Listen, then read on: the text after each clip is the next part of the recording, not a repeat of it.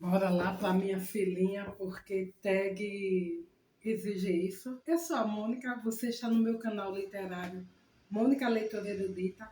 Desde já eu peço, se você não é inscrito, clique no botãozinho para se inscrever. Ative também as notificações, assim todas as vezes que lançar um vídeo novo você saberá. Curta esse vídeo, comente também, deixa um recadinho aqui para mim. Se você gostar tanto assim desse conteúdo e quiser me ajudar no engajamento, compartilhe no Zap com uma pessoa amiga, aquela pessoa que você sabe que gosta de livro, de literatura e de programas culturais. Através dessa tua ajuda, através desse teu engajamento, meu canal vai crescer. Se você não me segue nisso, segue lá, @Mônica Leitora Erudita. Fica aí a dica, vou deixar meu Scooby, minha wishlist, caso você queira me enviar um mimo de presente, e peço encarecidamente, se você for comprar algum produto pela Amazon, use o link de algum canal associado, assim você estará ajudando algum produtor de conteúdo digital. É engraçado porque eu tava conversando essa semana com a Edviges, a gente falando sobre livro, literatura, e aí me veio a ideia de gravar uma tag. A bem da verdade é que eu já queria gravar uma tag há um tempo, mas não tinha achado nada interessante. Mas aí, por causa da conversa com a Edviges, aí eu decidi gravar essa tag, porque eu fui pesquisar sobre conteúdos dos livros que a gente estava falando, e é ótimo, né? Porque uma conversa puxa a outra. E é isso. Essa tag, eu não lembro se eu gravei no antigo canal, o próximo livro é o melhor. Mas se sim, não importa. Vou gravar agora. E se chama Meus Livros de Stephen King. Essa tag eu vi no canal do Bruno Neut. Acho que todo fã de. A maioria dos fãs de King que consomem conteúdo booktube conhecem o Bruno. Ele não está gravando mais, né? Não sei como anda a vida, espero que ele esteja bem. Foi uma tag que marcaram e ele ainda adaptou. Então, a minha está mais ou menos assim, consiste em deu um desconto. 10 perguntinhas. Esse caderno tá velho, é antigo que só. É da época de faculdade, ele tá bem fininho. Eu até ia comprar um caderno novo esse ano, porque eu uso muito assim, caderno para fazer os scripts das coisas, né? Fazer anotações e fazer os scripts do conteúdo. Mas os cadernos estão caros. Caderno de uma matéria, minha gente, R$ 20. Eu disse, senhor, não tem nem para dar R$ 20 no caderno, não. Aí ele está quase no final, mas ainda tem folha, né? Então bora usar. Aí depois eu vou ver se eu compro um daquele pequenininho mesmo de pauta, porque, né? Mas bora lá para as perguntinhas. Primeira perguntinha. A sua primeira experiência com o autor. Bem, a minha primeira experiência com o autor foi a seguinte. Eu trabalhava em biblioteca, eu trabalhei uma década praticamente, no Sistema S, e aqui no Regional Pernambuco, o SESC. E lá eu já via livros de Stephen King, como outros livros de autor, mas eu nunca fui uma leitora de ficção. Eu sempre fui uma leitora de não ficção e li os clássicos porque achava importante lê-los. Mas aí, quando foi em 2019, já fora do mercado de trabalho, eu tinha sido desligada, e aquele período de pandemia, eu comecei a consumir esse tipo de conteúdo, booktuber. E vocês lembram, né? Houve uma explosão de canais booktubers. E aí o pessoal, eu me abri a essa coisa da ficção. E até livros farofas. E aí eu fui. Eu disse, o pessoal fala tanto desse autor, bora ver se é tudo isso, se dá medo. E de fato, não dá medo, em geral terror. Medo, a bem da verdade, que tem muito a ver com tuas vivências. E medo é uma escala, né? Eu acho que todo mundo sabe que ela, a partir do momento que você vai diminuindo os seus medos, essa escala diminui. Aí a minha primeira experiência com ele foi com essa graphic, The Dark Man. Dei um desconto no meu inglês. Essa graphic, ela não, a bem da verdade é que ela não foi feita pelo autor. É adaptada de sua obra, deixa eu abrir. E aqui vai falar sobre o Homem de Preto, né? O Impronunciável. hum,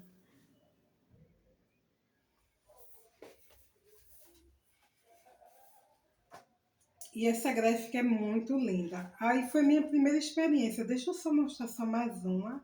Esse tipo de desenho, ele se chama rachura. E essa aqui que tá bem bonita. Todas estão belíssimas.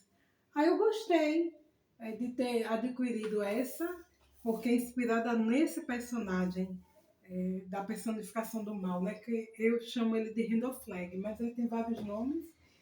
E aí foi minha primeira experiência. Mas aí não é um romance, não é uma prosa. E o quadrinho é um quadrinho só, então é muito superficial para entender a obra. E aí eu fui adquirir um outro livro do autor, aí eu optei na época por comprar esse aqui. Na época eu ainda comprava livro. A Pequena Caixa de Gwendy. Esse aqui ele fez com parceria com Richard Smart. E aqui conta a história de Gwendy. Gwendy é uma menina que ela tá andando por aí na escadaria e de repente ela é abordada por um homem. E o homem tem esse chapéuzinho de coco e ele faz uma proposta para ela. E aí ela aceita. E é a história bem legal. Aí eu gostei porque é infanto juvenil, livro curtinho. A história é gostosa. É uma pegada leve. Inclusive, deixa eu mostrar mais outra, apesar que essa é mais sorte. Inclusive, eu sei que aqui tem o 2 e o 3. O 2, King não participa, o volume 3 ele já retoma.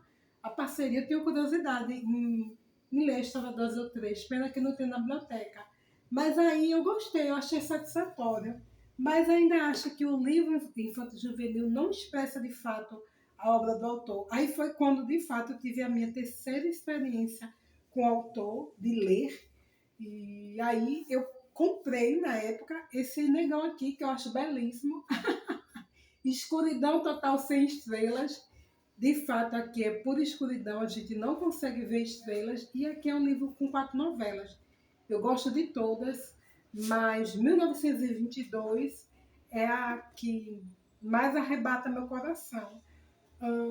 Inclusive, essa novela 1922, em alguns locais, ela foi publicada separadamente como um livro único. Mas aí explodiu a minha cabeça o autor, e aí entendi sua escrita. Eu amo terror, gosto muito de calhamaços, mas eu confesso que os contos de terror me chamam mais atenção. Antes eu achei que eu não queria ler toda a obra de King, porque eu achava que, mesmo sendo fã, eu não precisava ler tudo do autor. E de fato ninguém é obrigado a nada. Hoje minha cabeça já mudou e eu quero ler tudo que eu puder dele. Como eu vou ter a biblioteca, eu estou aproveitando. Lá não tem tantos livros dele, mas tem alguns. Então eu estou aproveitando a oportunidade, minha gente. Ir para a biblioteca é tudo de bom. Então eu super recomendo. Depois eu falo melhor sobre esse livro, tá bom? E aí, então, vocês podem assim considerar que foi Escuridão Total Sem Estrelas, essa novela que foi de fato o meu primeiro contato com o autor. Segunda perguntinha: quantos tem na estante? Do autor, eu tenho cerca de 20 livros. Quantos por ler? Eu só tenho 4 por ler, e esses 4 eu lerei esse ano. Depois eu vou falar um pouco sobre isso. E aí eu fui contar o total de livros de autor que eu li. Eu contei 27 livros, porque eu também peguei livro emprestado na biblioteca, né? E quero que esse número aumente, com certeza. Ano passado eu li algumas obras dele, mas não li tanto, porque eu estou na leitura da Torre Negra, e aí vocês sabem, são verdadeiros calhamaços e impossibilita da gente ler outras coisas como gostaria. Mas acho que ler a Torre vale super a pena. Terceira perguntinha: mais desejado? Aí foi por isso que eu fiz a tag, porque Edvige estava me convidando para um LC, inclusive ela quer convidar a Tabata para participar desse LC. Eu não sei se elas vão fazer algum LC pontual esse ano. Eu tinha recomendado a Tabata ler A Dança da Morte, já que ano passado ela conseguiu ler outra coisa, que é um calhamaço de 1.137 páginas, já acho que é isso. Mas quem conseguiu ler um livro de Stephen King com mais de 1.000 páginas, lê qualquer um outro. E qualquer série. E aí eu disse, bora deixar para o ano que vem, porque eu quero terminar a Torre, eu quero ler alguns clássicos como Victor Hugo, que eu quero pegar esse ano na biblioteca, então deixa para o próximo ano. Mas aí a gente falando sobre leitura, aí eu pensei, o mais desejado hoje no momento para eu ler, adquirir, melhor falando, é a Torre Negra. Inclusive, a Suma, ela republicou a caixa, é uma série de 1 a 7, mais um spin-off, essa caixa tem esse spin-off. Na biblioteca não tem o spin-off, mas tem o livro de 1 a 7, então vai ser satisfatório também. Como é uma caixa caríssima, aí eu confesso que eu não tenho perspectiva de adquirir, não. Então, assim, o próximo que eu de fato pretendo, quando eu tiver condições de adquirir, é sobre a Redoma, porque é um calhamaço, e é um calhamaço, e apesar de caro, não acho nenhum livro de Stephen King barato, mas eu ainda acho que mais ok. Então, entre a torre e sobre a redoma. Quarta perguntinha. Qual o favorito? Ah, com certeza, eu sempre amei essa novela. Sempre amei, sempre foi meu predileto. Mas eu confesso que depois que eu li A Dança da Morte, aí sim, esse para mim hoje é o predileto. Eu estou amando a leitura da Torre. O King, ele fala que a Torre é sua maior obra e tudo envolve a Torre. Mas para mim, hoje, atualmente, o melhor livro de tudo que eu li foi A Dança da Morte. Eu acho que A Dança da Morte seria a Torre numa perspectiva mais factual, humanidade. E essa história é de arrebatar o coração. É um pouco extenso, pois é um calhamaço de mais de 1000 páginas, mas confesso que vale cada palavra. Super recomendo. Acho que 1241 páginas. Depois que você lê isso aqui, eu acho que é maravilhoso, porque aqui é a história de um vírus, né? A gente viveu, inclusive, isso da pandemia do Covid-2019. King já profetizava a respeito. Um super vírus que dizima boa parte da humanidade, alguns são imunes, e é isso. Então, para mim, esse é hoje o favorito. Ele conseguiu desbancar a escuridão total sem estrelas. Mas aí, como Bruno fez vários, aí eu vou dizer que eu tenho um segundo, que é Escuridão Total Sem Estrelas, porque também é maravilhoso, né? Aí não posso deixar de falar dele, tá bom? Sexta perguntinha. Qual o vilão mais agoniante? Randall Flag. Com certeza. Randall Flag é aquele vilão que eu amo. Sétima perguntinha. Amigo de um personagem?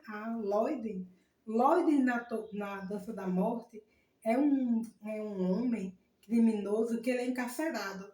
E como o vírus atingiu boa parte da população, ele está trancado e as pessoas que cuidavam da prisão não voltam. E aí Lloyd fica preso. E ele grita, agonia, vários dias com fome e ninguém vem socorrê-lo. Inclusive, ele pega um rato e guarda no bolso como a segurança para ter algo para comer. E é nesse momento que o Homem de Preto aparece para ele, faz uma proposta e o liberta. Mas Lloyd, ele tem diálogos ótimos, é um bandido trapalhão muito engraçado. E ele, quando ele tem esse contato com o Homem de Preto, é muito interessante porque personifica o medo de você estar do lado do mal e saber que se não andar direitinho, o mal pode te consumir. Aí Lloyd é tudo de bom. Lloyd, tanto no livro como na adaptação dos 2 filmes de A Dança da Morte, tá bom? Oitava perguntinha. Você gostaria de viver na história de algum livro que leu ou está lendo? Com certeza sim. Deixa eu pegar aqui. Hoje eu sou uma pessoa mais corajosa. Eu queria viver, na verdade, em 2 histórias. Uma nessa história, A Torre Negra, como eu já disse, 7 livros mais um spin-off. Eu estou no volume 4, Mago e Vidro. Já está uma leitura bem adiantada. Ele tem 800 e poucas páginas. Eu estou na 463 e quero terminar até o final de semana para devolver na biblioteca. Aí, aqui é uma mistura de fantasia, uma Terra-média, contemporaneidade, viagem no tempo. Então, eu gostaria de viver aqui, mas não vou mentir. Eu gostaria também de viver aqui, um pouquinho em Escuridão Total Sem Estrelas, no conto 1922, porque esse conto fala de uma família numa comunidade rural nos Estados Unidos, na década de 20, uma vida simples de agricultores, uma vida mais pacata, voltada para a família, uma sociedade menos acelerada, em um tempo mais lento, de relações mais para e passou. Então eu gosto muito dessa perspectiva. Então eu viveria nessas duas histórias. E não tenho medo, não, da história da torre, não, porque eu acho que o bem sempre persevera, com certeza, ante o mal.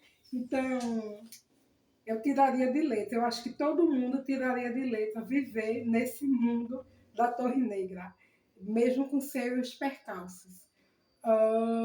Gostaria de viver no mundo super gripe? Com certeza não. Inclusive, vivemos em 2019 e, graças a Deus, superamos. Última perguntinha. Melhor adaptação? Não, eu pulei uma pergunta, desculpa. Derry ou Castle Rock para morar? Quem acompanha e já leu alguns livros do autor sabe que em Itacoisa existe a cidade de Derry. E eu retomei a leitura desse livro, Trocas Macabras, que foi um livro que eu ganhei. É um calhamaço de fôlego. Eu tinha começado e não terminei. Ele se aproxima das 700 páginas e eu tinha parado na página 240. Aí eu disse, vou retomar, porque aqui tem a cidade de Clash Rock e algumas coisas acontecem numa loja de vendas de artigos surpreendentes. Então, eu gosto muito da citação de Derry, gosto de Clash Rock. Eu acho que eu preferiria viver no mundo de Clash Rock, que eu acho que é mais factual, mas no final de semana eu queria, com uma nostalgia da infância, ir para Derry. Então, Clash Rock é minha preferência, mas visitaria Derry vez por outra. E agora sim, a 10ª e última pergunta: qual é a melhor adaptação? Aí eu roubei também e eu vou colocar duas. Aí por isso que eu peguei esse box aqui. E esse box, se vocês não conhecem, é de Kubrick.